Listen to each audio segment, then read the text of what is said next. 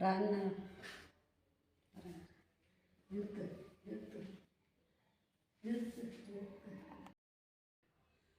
To VSBM channel. VSBM channel subscribe பண்ணாதவங்க subscribe பண்ணிக்கோங்க. கூடவே இருக்கிற பெல் பட்டனை கிளிக் பண்ணிக்கோங்க. இன்றைக்கி வந்து ராகி மாவில் ஒரு உருண்டை செய்ய போகிறேங்க. வித்தியாசமாக இருக்கும். அந்த உருண்டை இன்றைக்கி வித்தியாசமாகவும் இருக்கும், டேஸ்ட்டாகவும் இருக்கும், சுவையாகவும் இருக்கும். அதனுடைய ருசியே தனியாக இருக்கும். எல்லாமே இப்போ ஸ்கூல் விட்டு வர பசங்களுக்கு இதை மாதிரி செய்து கொடுத்தோம்னா, இப்போ ராகி மாவு எவ்வளோ இரும்பு சத்து, இப்போ தேங்காய் வெல்லமே இரும்பு சத்து, வேர்க்கடலை அது நல்லா புரோட்டீன் சத்து, பாசி பருப்பு புரோட்டீன், முந்திரி, ஏலக்காய், எண்ணெய், இது தாங்க இதுக்கு. இதை வந்து நம்ம எப்படி செய்யலான்றதை பார்க்கலாம் வாங்க. அடுப்பு ஆன் பண்ணிக்கிறேங்க. இப்போ இந்த கப்பால் ரெண்டு கப்பு ராகி மாவு எடுத்துருக்குறேன். அதே இந்த கப்பால் வெல்லம் 2 கப்பு எடுத்துருக்குறேன். எந்த கப்பால் நம்ம எடுக்கிறோமோ, இந்த மெஷர்மெண்ட் கப்பு இருந்தாலும் என்கிட்ட மெஷர்மெண்ட் கப்பு இல்லை, அதனால தான் அந்த கப்பு எடுத்துருக்குறேன். இதால் 2 கப்பு மாவு எடுத்துருக்குறேன், 2 கப்பு வெல்லம் எடுத்துருக்குறேன்.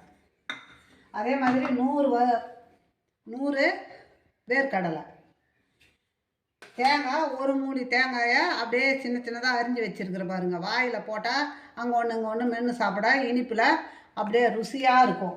அதே மாதிரி முந்திரி ஒரு 25 கிராம் எடுத்துருக்குறேன். ஒரு 2 ஸ்பூனு பாசி பருப்பு. இதை வறுத்து போட்டோம்னா பல்லில் படும்போது நல்லா சுவையாக வாசனையாகவும் இருக்கும் சாப்பிட்றதுக்கு. அதுக்காக தான். இப்போ அடுப்பு ஆன் பண்ணிக்கலாம்.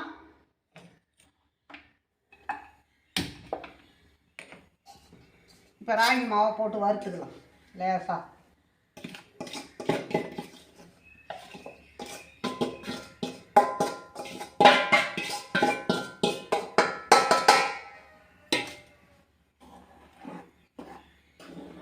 கொஞ்சம் சூடு ஏறினா போதும், ரொம்ப வறுபட தேவையில்லை. மாவு தொட்டால் சுட்டால் போதும்.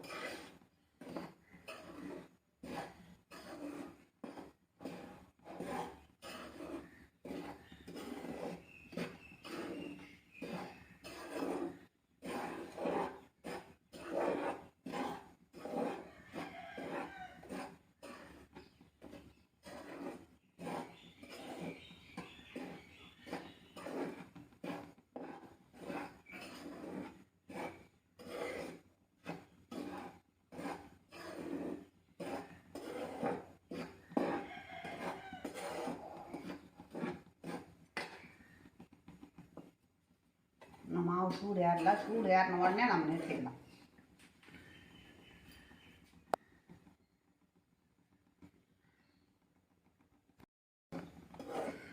இப்போ சூடு ஏறிடுதுங்க. நம்ம எடுத்து இப்போ இதில் கொட்டிக்கலாம்.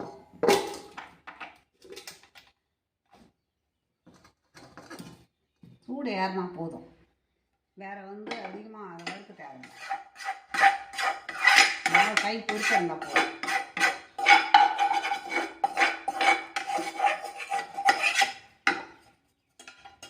இதை நல்லா தொடச்சிட்டு வரேன்.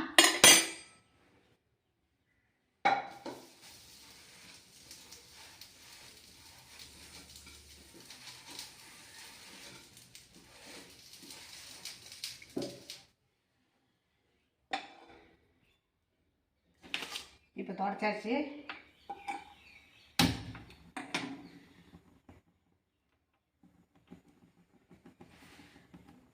இப்போ எண்ணெய் கொஞ்சம் ஊற்றிக்கலாம். நெய்யும் ஊற்றலாம், எண்ணெயும் ஊற்றிக்கலாம், எது வேணாலும் செய்யலாம். ஆனால் நல்லெண்ணெய் ஊற்றக்கூடாது. நல்லெண்ணெய் இந்த ஸ்மெல் வர எண்ணெய்லாம் ஊற்றக்கூடாது. இப்போ நம்ம தேங்காயை பல்லாக அரிஞ்சு வச்சுருக்கிறோம் பாருங்கள். இதை நல்லா வதக்கிக்கலாம்.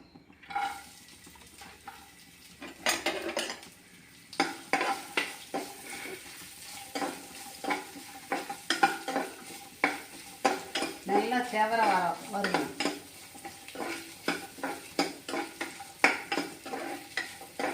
தேங்காயை துருவி போடுறத விட இந்த மாதிரி பல்லாக போட்டோம்னா அதை வந்து சாப்பிடும்போது அந்த கொழுக்கட்டை மாதிரி இருக்கிறத சாப்பிடும்போது நம்மளுக்கு பல்லில் படும்போது அதை நல்லா அந்த இனிப்பு கூட சேர்த்து சாப்பிடும்போது அவ்வளோ சுவையாக இருக்கும்.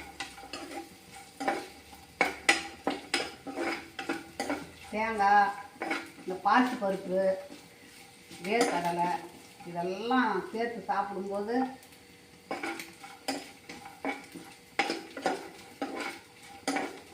நம்ம எங்கேயோ போகிற மாதிரி இருக்கும்.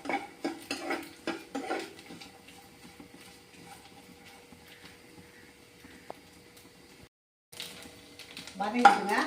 இப்போ நம்ம எடுத்துக்கலாம். நல்லா சிகப்பாக எடுத்து பாருங்க. இந்த மாதிரி தாங்க இருக்கணும்.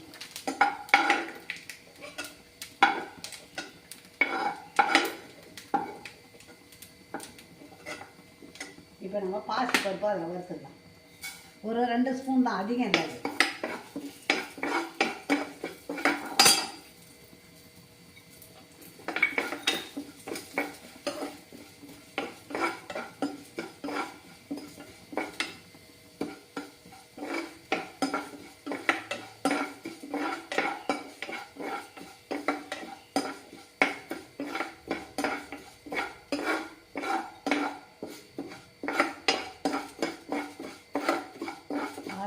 கொஞ்சம் தேங்காய் தான் இருக்கும்.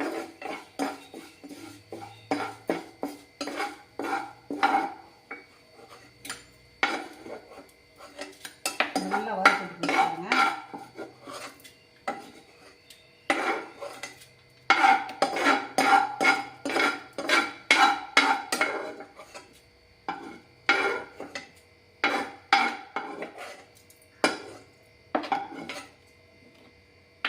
இப்போ நம்ம சும்மா முந்திரி போட்டு